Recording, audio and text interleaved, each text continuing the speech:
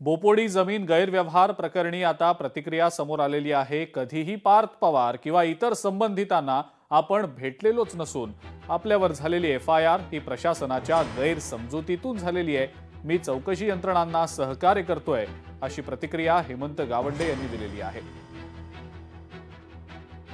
हेमंत गावंडेंची प्रतिक्रिया या संदर्भातली आता समोर आलेली आहे। बोपोडी जमीन गैरव्यवहार प्रकरणात ज्या आरोपींची नावं नमूद आहेत त्यापैकी एक नाव हे हेमंत गावंडे यांचं देखील आहे आणि याच अनुषंगाने आता अनेक प्रश्न देखील उपस्थित करण्यात आलेले आहेत। अमोल धर्माधिकारी आपले पुण्याचे प्रतिनिधी आहेत आपल्या सोबत सध्या फोन लाईनवरनं। अमोल, हेमंत गावंडेंचं नाव जे एफआयआर मध्ये समोर आलेलं होतं, इतर जे 8 आरोपी आहेत त्यांच्या व्यतिरिक्त त्यांचं नाव ज्यावेळेला समोर आलं त्यावेळेला आश्चर्य व्यक्त झालं। या प्रकरणाशी त्यांचा नेमका काय संबंध असा देखील प्रश्न उपस्थित झाला। पण या सगळ्या जमीन गैरव्यवहार प्रकरणात हेमंत गावंडेंचं नाव समोर कसं काय आलं, आरोपी म्हणून त्यांच्या विरोधात कसा काय गुन्हा दाखल झाला, त्याबद्दल सविस्तर अपडेट काय येते?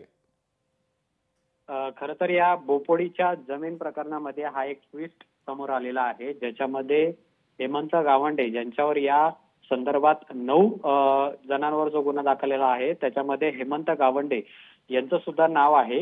हे नाव समोर आल्यानंतर पहिलं हेमंत गावंडे म्हणजे पूर्वी जे एक प्रकरण झालेलं होतं एकनाथ खडसे यांचं भूखंड प्रकरण जे समोर काढलेलं होतं ते हे हेमंत गावंडे आहेत आणि त्यामुळे जी चर्चा आहे ती सुरू झालेली होती। मात्र आता हेमंत गावंडे यांनी याबाबतचं जे स्पष्टीकरण आहे ते दिलेलं आहे आणि त्यांचं असं म्हणणं आहे की या संपूर्ण व्यवहारामध्ये माझा काहीच संबंध नाहीये। त्याचबरोबर अमेडिया कंपनी, पार्थ पवार, शीतल तेजवानी यांना मी कधीच भेटलेलो नाहीये असं सुद्धा त्यांनी म्हटलेलं आहे आणि त्यामुळे एफआयआर मध्ये त्यांचं जे नाव टाकण्यात आलेलं आहे ते गैरसमजुतीतून झाल्याचा दावा त्यांनी केलेला आहे। असं असलं तरी पोलीस यंत्रणेला पूर्णपणे चौकशीसाठी सहकार्य करेल असं सुद्धा सांगितलेलं आहे। मुळामध्ये बोपोडी येथील जी जमिनीबाबत सध्या चर्चा सुरू आहे ती जागा पीएमपीएमएल साठी आरक्षित असून या जमिनीच्या संदर्भात सध्या उच्च न्यायालयात दावा प्रलंबित आहे असं सुद्धा त्यांनी म्हटलेलं आहे आणि त्यामुळे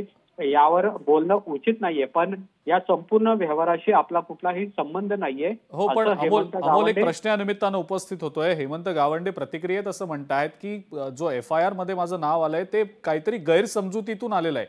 काय गैरसमजूत असेल यामागे? पोलिसांचं या संदर्भातलं प्रायमा फेसी काहीतरी तपास असणार आहे, चौकशी असणार आहे आणि त्याच्यानंतरच हा गुन्हा दाखल झाला असणार आहे ना। मग हेमंत गावंडे हे असं गैरसमजुतीतून झालं असावं असं का म्हणतायत? मुळामध्ये हाच एक महत्वाचा मुद्दा आहे, कारण जी तक्रार यामध्ये देण्यात आलेली आहे त्याच्यामध्ये अमोल, मी तुम्हाला थांबवतोय काही क्षणांसाठी, मला माफ करा। लोकशाही मराठी ऐका, पहा, जागरूक रहा।